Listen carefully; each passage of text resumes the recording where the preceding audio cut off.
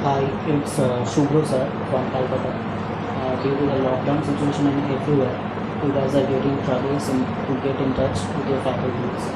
That's why I'm here today for class 12 students to clear their doubts and make them think conceptually. I'm going to teach you conditional probability today.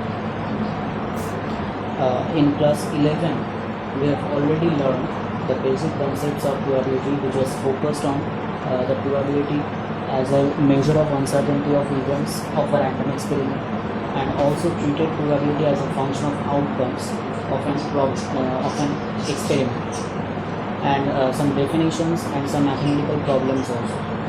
So I'll not repeat them. Today my topic is conditional probability. Now the question is, what a conditional probability is. Suppose a player in a card game needs to draw two cards of same category in order to win the game. Out of 52 cards, there are 13 cards of each category.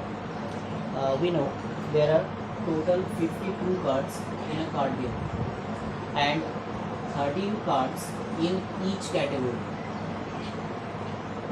Category means, suppose hearts is a category of a card game. That means there are 13 hearts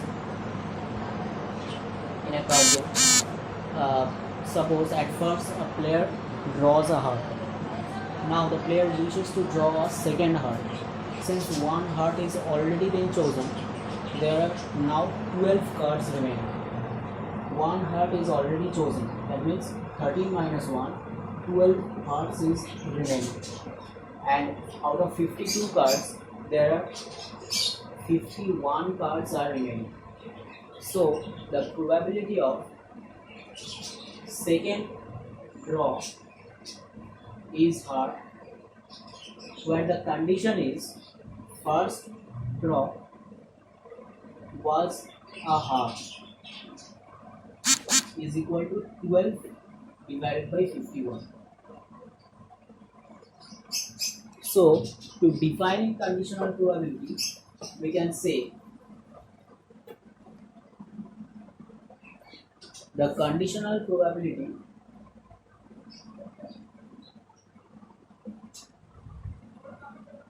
I'm writing short. I'm writing short in short PROB. Prob. That means probability. The conditional probability of an event B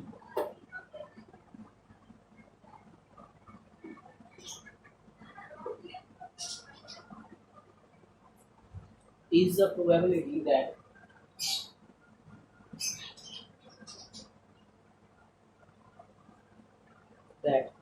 the event B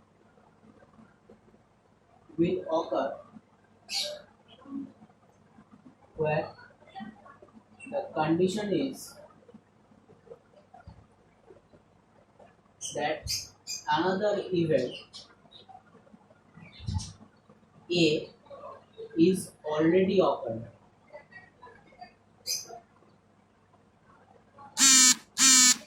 So the conditional probability of an event B is the probability that the event B will occur where the condition is that another event A is already occurred, and it is denoted by probability of B condition that A, and defined as probability of B condition of that A is equal to probability of A intersection B divided by probability of A.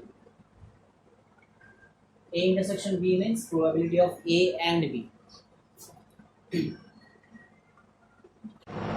Let us now discuss an example of coin toss for this conditional probability. Suppose we have to toss a coin twice. So a coin has two sides. One is head and another is tail. We have to toss it twice. Suppose the first flip was head. We have to find that what is the probability that the second flip is also head. Condition that the first flip is head.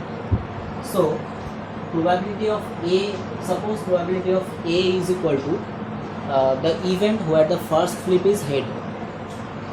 Event where the first flip is head. So it can be first flip is head and second flip is also head. So H comma H, the first flip is head and second flip is tail, H comma T. These are the only two possibilities. So probability of A becomes 2 by 4. Why it is 2 by 4? Because there are 4 possibilities, 4 ways to give outcomes. First flip is head and second flip is also head. First flip is head, second flip is tail. First flip is tail, second flip is head, and first flip is tail and also second flip is tail. So there are 4 ways. That's why probability of A becomes 2 by 4. Suppose B is another probability. B is another event where second flip is head.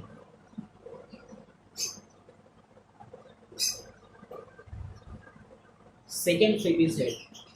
So it can be head, first flip is head and second flip is also head. Another event is first flip is tail and second flip is head. Now we have to find A intersection B. So A intersection B will be head comma head. This is the only common element between A and B. So H comma H is A intersection B, and probability of A intersection B becomes 1 by 4 because there is only one element. Now we have to find probability of B condition, that is probability of B A intersection B by probability of A. Now we found probability of A intersection B is 1 by 4, and probability of A is 2 by 4. So we can cut 4 and 4. So the answer is half. So probability of A B condition that A is equal to half. Now conditional probability has some properties. Suppose E and F are two events.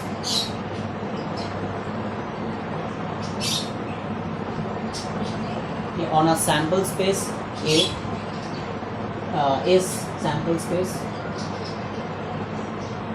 is connected to a random experiment R. Random experiment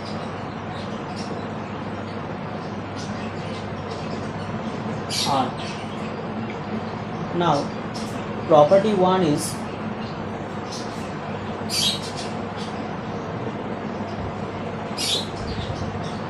probability of A's condition that F is equal to probability of F condition that F is equal to 1. Don't panic, we can prove it. First, probability of A's condition that F is equal to, by formula we can write probability of A's intersection F divided by probability of F. Now A's is the sample space and F is an event on the sample space. So A's intersection F becomes F. So probability of A's intersection F becomes probability of F and divided by probability of F. So it becomes 1. First proof is done. And second proof, probability of F condition that F. So probability of F intersection F divided by probability of F. So F intersection F becomes probability of F and denominator is also probability of F. So it becomes 1.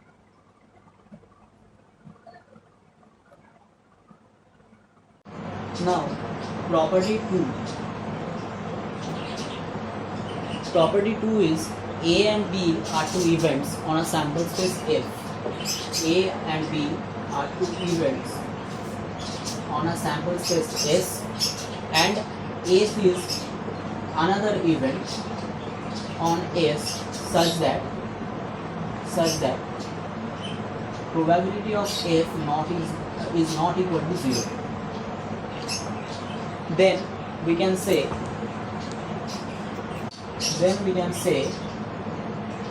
probability of A union B condition that F is equal to probability of A condition F plus probability of B condition F minus probability of A intersection B condition that F. How to prove it? Now I'm erasing it.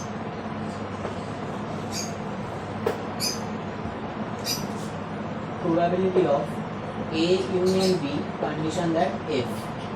By formula we can write probability of A union B intersection F divided by probability of F. So it becomes, by distributive property, probability of A intersection F union B intersection F divided by probability of F. This is by distributive property. Now we know probability of A union B is equal to probability of A plus probability of B minus probability of A intersection B. So it will be probability of A intersection F plus probability of B intersection F minus probability of A intersection B intersection F and whole divided by probability of F. Now we can write it as probability of A intersection F by probability of F plus probability of B intersection F by probability of F minus probability of A intersection B intersection F by probability of F. So it becomes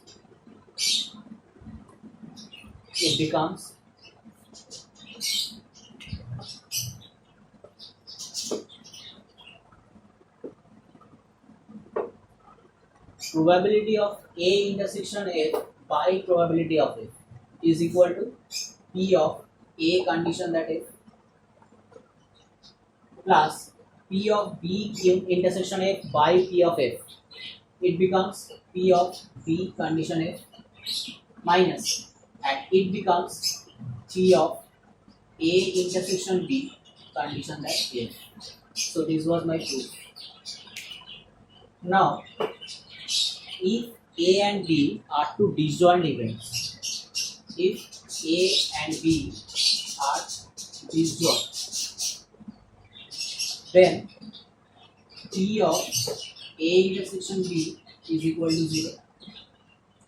That's why the last term will be 0. So the formula of P of A union B condition that F becomes P of A condition F plus P of B condition F. If A and B are two disjoint events, then now property 3. Property 3 says P of E complement condition F is equal to 1 minus P of E condition F, where E and F are two events of a sample space S connected to a random experiment R. Now we know S is equal to E union E complement. So we can write probability of E bar condition that F is equal to or probability of S condition F is equal to 1 by property 1. Now S can be replaced by E union E bar. So E union E bar condition that F is equal to 1, and by property 2 we can break it. P of A E condition F plus P of E bar condition F is equal to 1, because E and E bar are two disjoint events. That is why the formula becomes this. And P of E bar condition F is equal to 1 minus P of E condition F. So this was my proof. Okay, now let us look at some examples. Given that E and F are two events of a sample space A connected to a random experiment R, where probability of E is equal to 0.6. Probability of F is equal to 0.3, and probability of E intersection F is equal to 0.2. Now we have to find probability of E condition F and probability of F condition E. Now probability of E condition F is equal to, by formula we can write it, P of E intersection F by P of F. That becomes probability of E intersection F is equal to 0.2. So it's 0.2 by probability of F is 0.3. So it's 2 by 3, which is nearly equals to 0.67. Now probability of F condition E is equal to probability of E intersection F divided by probability of E. Now probability of E intersection F is equal to 0.2 divided by probability of E is equal to 0.6. So it becomes 2 by 6, that means 1 by 3, which is nearly equal to 0.33. So it is answer. Let us look at a dice example. Suppose a die is thrown 3 times. Then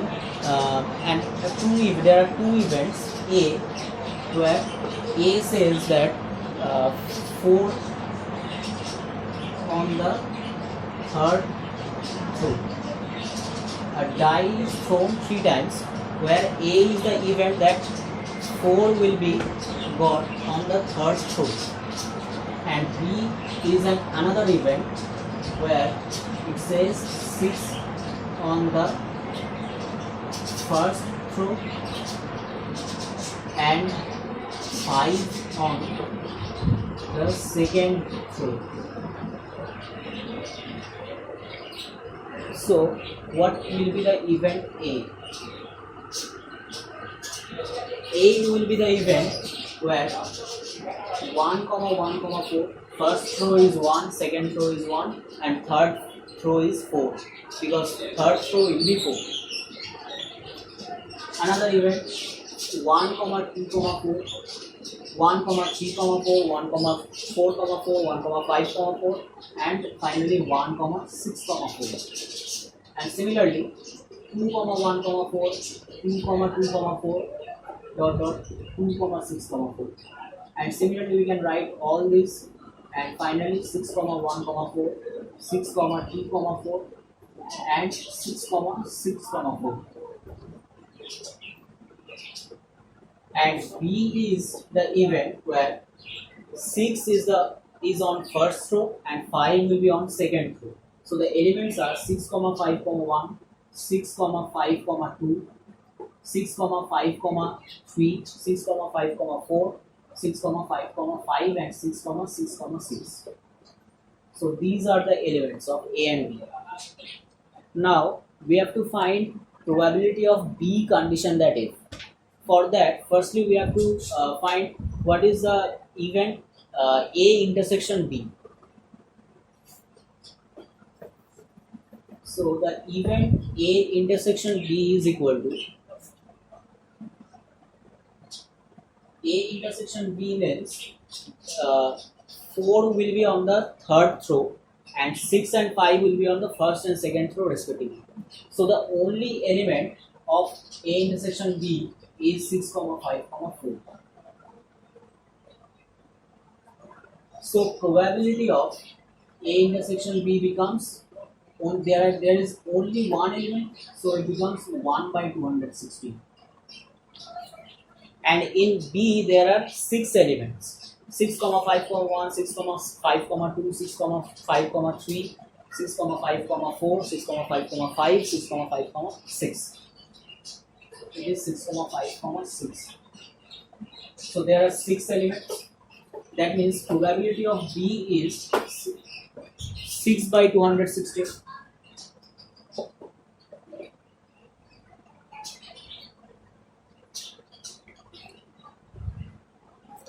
Now we have to find probability of A condition like B. So it becomes probability of A intersection B divided by probability of B. That is, probability of A intersection B is 1 by 216 and probability of B is 6 by 216, which becomes 1 by 6. It is the required probability. Now practice sums at home from your textbooks. If you get stuck anywhere, don't hesitate to email me at my email address. I'm writing my email address here on board. Please note it: smitro.math@yahoo.com. Please don't hesitate to email me at this email address. Today my topic is over. On the very next class, I will discuss multiplication theorem on probability, Bayes theorem, and many more. To get updated, please like this video, subscribe, and hit the bell icon. Thanks for watching.